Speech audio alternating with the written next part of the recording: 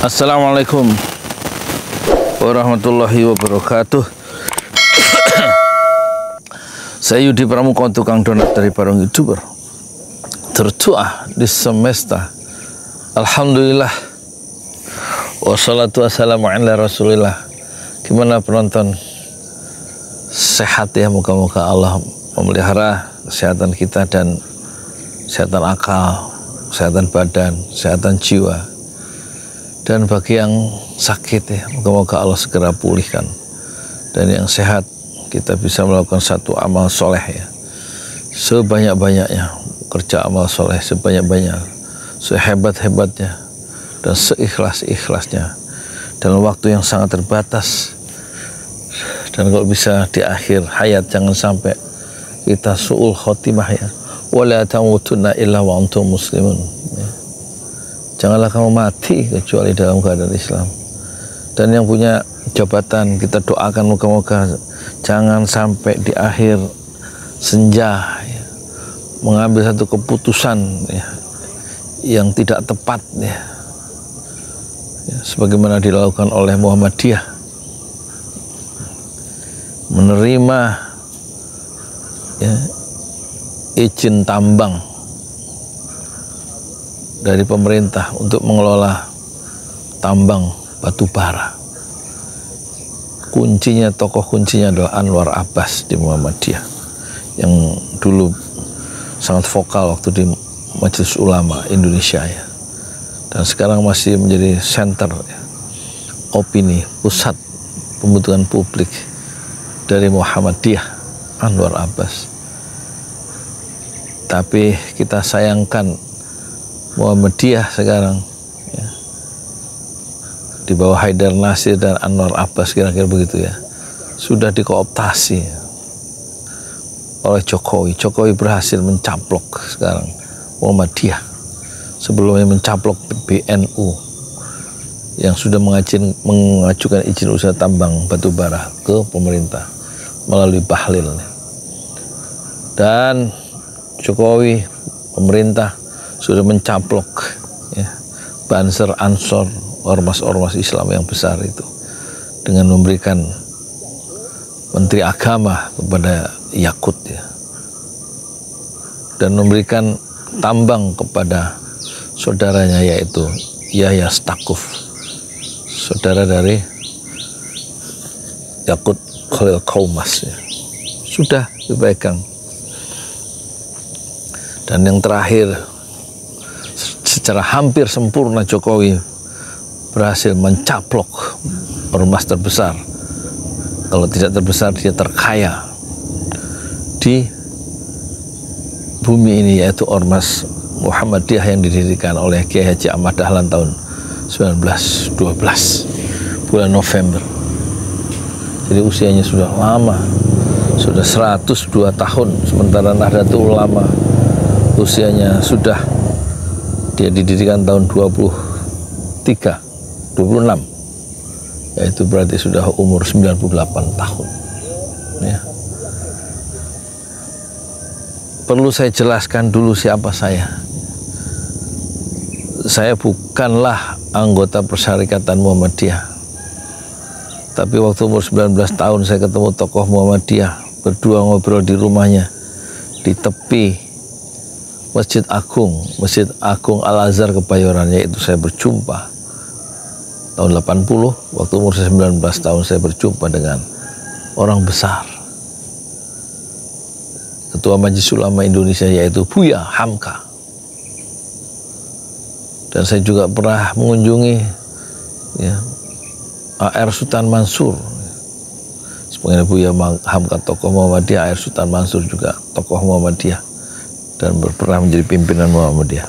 Di rumahnya di Gang apa, di Tanah Abang itu, lagi bongkar-bongkar bengkel waktu usianya sudah senja, tahun 90-an kira-kira, A.R. Sultan Mansur. Dan saya mendengarkan ceramah-ceramah Buya Hamka di kaset, juga saya mendengarkan langsung ceramah dari A.R. Sultan Mansur di kantor pusat Muhammadiyah di Jalan Menteng Raya 62 Sejak kelas 2 SMA saya ikut pengajian di pusat pimpinan Muhammadiyah di kursi bagian belakang. Di Menteng Raya 62 ada Sultan Mansur di situ, ada yang suka ceramah, ada Fahmi Khotib, ada Lukman Harun, dan satu saat ada Muhammad Nasir tiba-tiba datang dengan peci hitam, atasnya coklat drill begitu, sederhana bajunya dan celananya juga coklat, pakai selendang putih gitu. Disambut oleh Lukman Harun ya, yang suka rajin nulis di majalah Panji Masyarakat, majalah 10 harian sebulan 3 kali yang dipimpin oleh Buya Hamka, tokoh Muhammadiyah, yang kantornya ada di Masjid Agung Al-Azhar Kebayoran Baru, dan saya pembaca setia dari Panji Masyarakat waktu itu. Kata Lukman Harun setelah dia kembali, setelah mengantarkan Muhammad Nasir duduk ya, dan kembali ke podium mengatakan bahwa Pak Nasir itu hari ini ingin mendengarkan ceramah dan tidak untuk memberikan ceramah. Jadi sampai akhir Muhammad Nasir yang kira-kira 3 meter duduk di sebelah kanan saya itu agak ke depan, dengar sampai akhir dan tidak ceramah. Seorang besar, pernah menjadi Perdana Menteri tahun 51, usianya 42 tahun ya kan? Pernah memimpin partai terbesar Islam terbesar di masa kemerdekaan, yaitu Masyumi, Majelis Syura Muslimin Indonesia, 9 tahun ya kan? Dan duduk masih mendengar ceramah waktu itu jadi usia tahun 81 kira-kira. Berarti Pak Nasir itu usianya 71 tahun. Waktu saya waktu itu umur 20 tahun. Sementara saya ketemu Buya Hamka umur saya 19 tahun, beberapa bulan sebelum meninggal. Dan saya rapat terakhir dan rapat pertama tentang Bosnia kira-kira bulan April dengan Pak Nasir tahun 92. Waktu umur saya 31 tahun dan Pak Nasir usianya 84 tahun ya.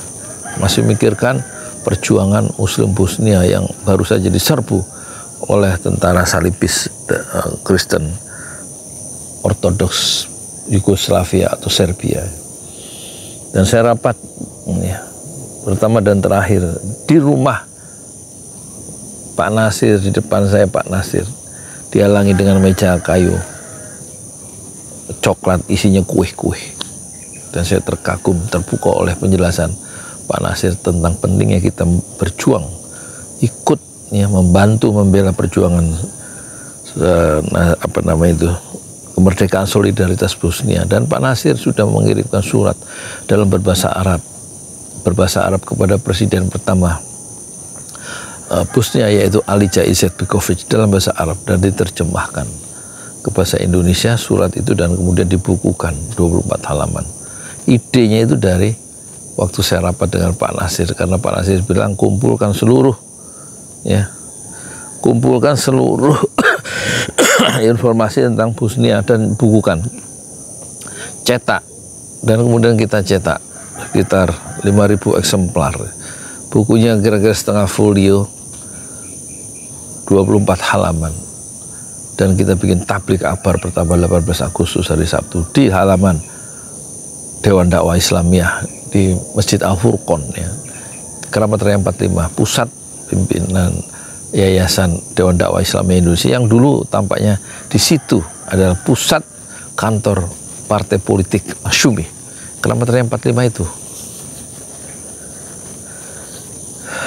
Dan Pak Nasir tentu bukanlah orang Muhammadiyah, tapi dia berkawan dengan banyak tokoh-tokoh Muhammadiyah seperti Buya Hamka.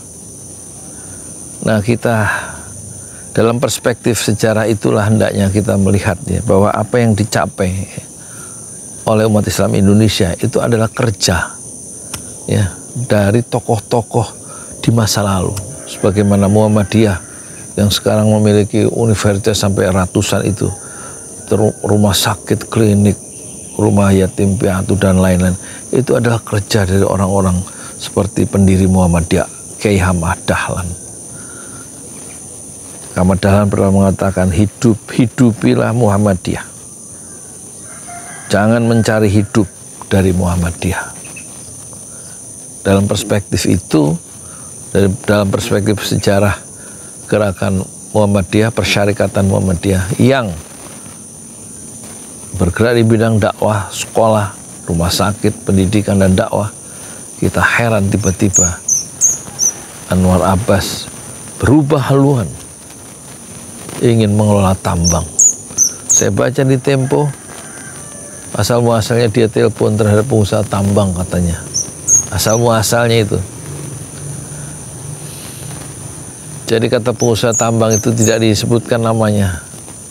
Dan telepon inilah yang kemudian menanamkan rasa was-was dalam hati Anwar Abbas.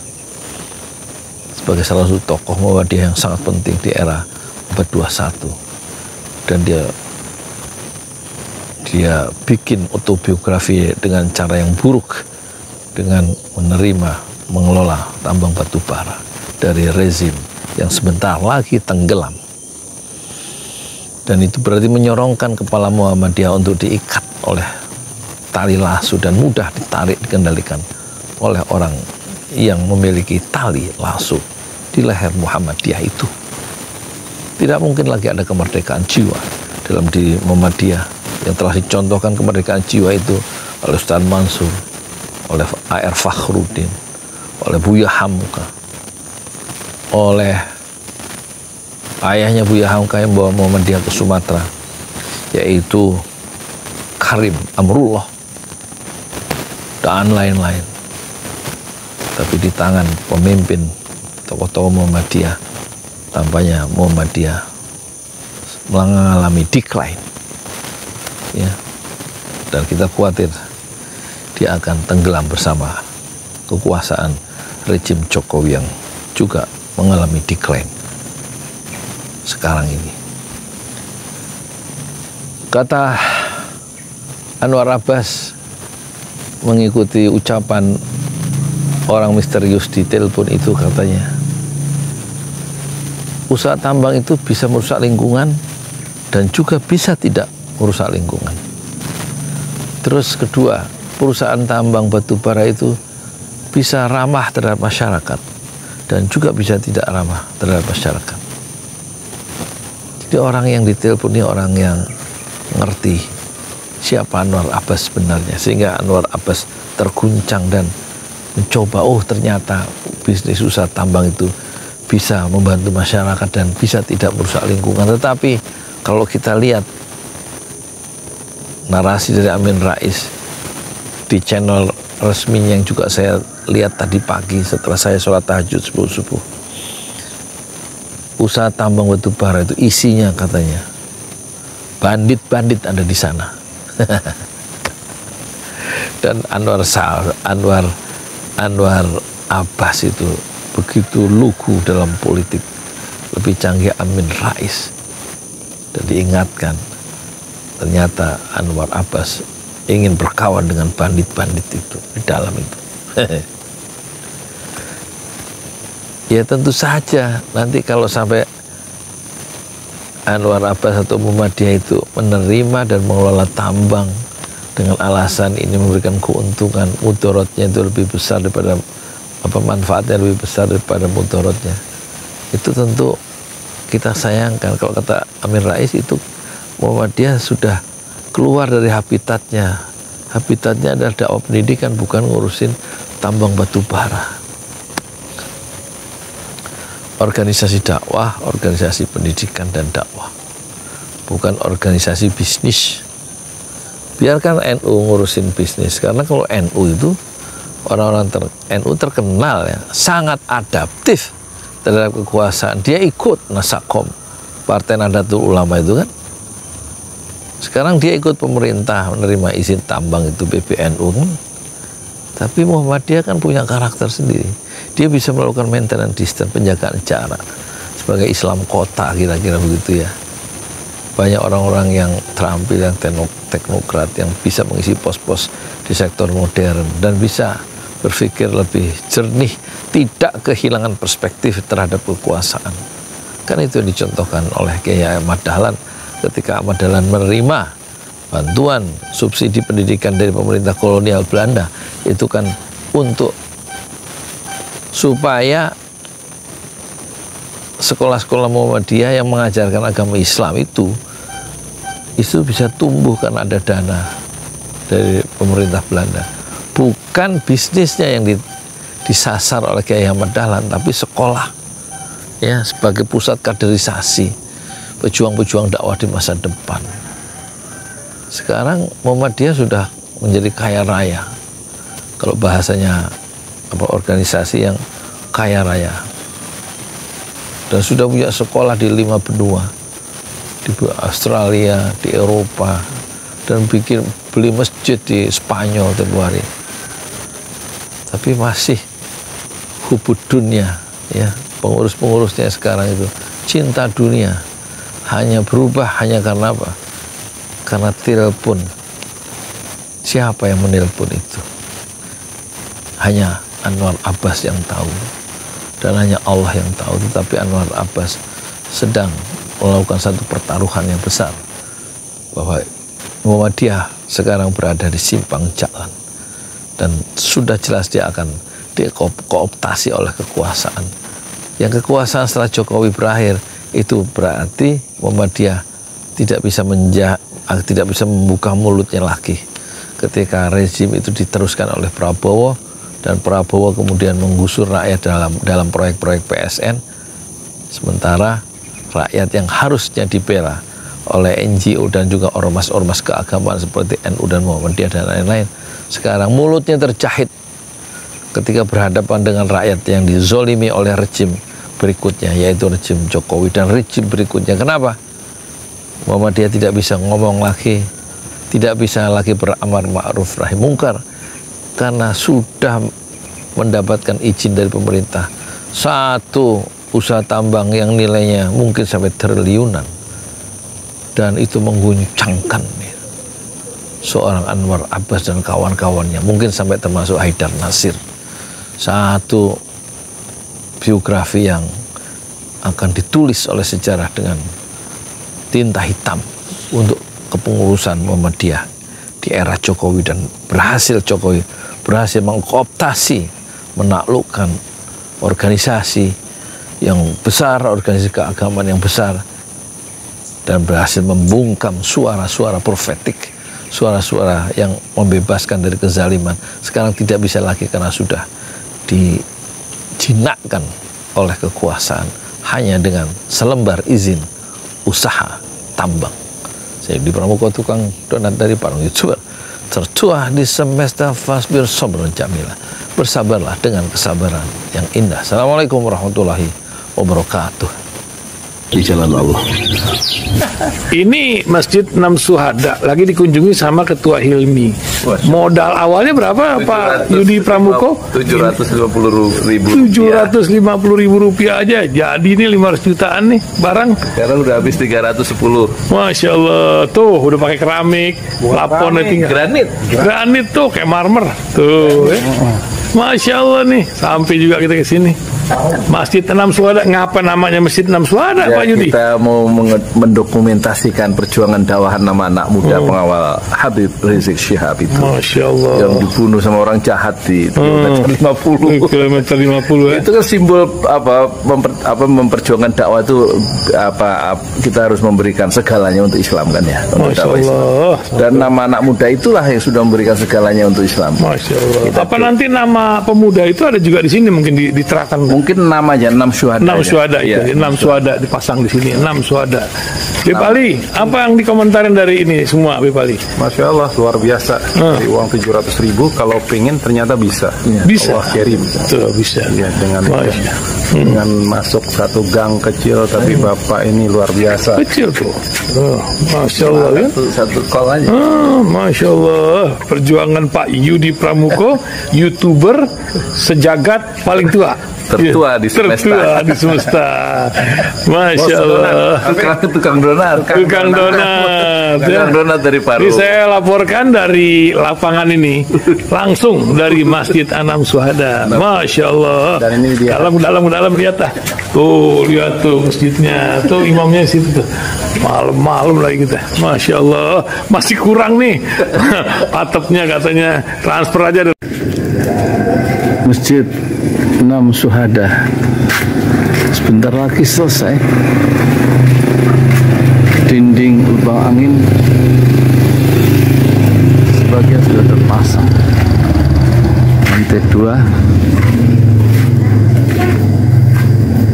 dan kemudian plafon termasuk lantai bukan keramik, granit 150 dus bersama tiang-tiang yang ada 16 setinggi 4,5 meter.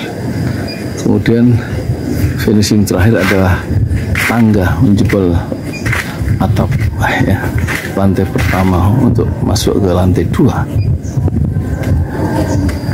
Inilah Masjid Anam Syuhada. 2,5 tahun lalu dimulai pada 2 Agustus hari Senin 2021. Tinggal sedikit lagi insya Allah, dan lantainya dari keramik, bukan keramik, granit sudah diresmikan lantai pertama.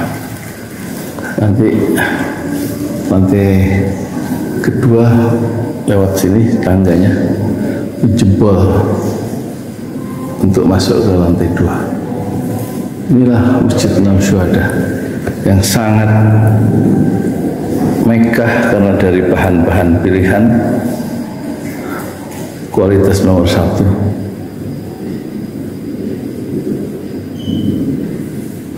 Tinggal sekitar 80 juta lagi finishing lantai atas selesai insya Allah.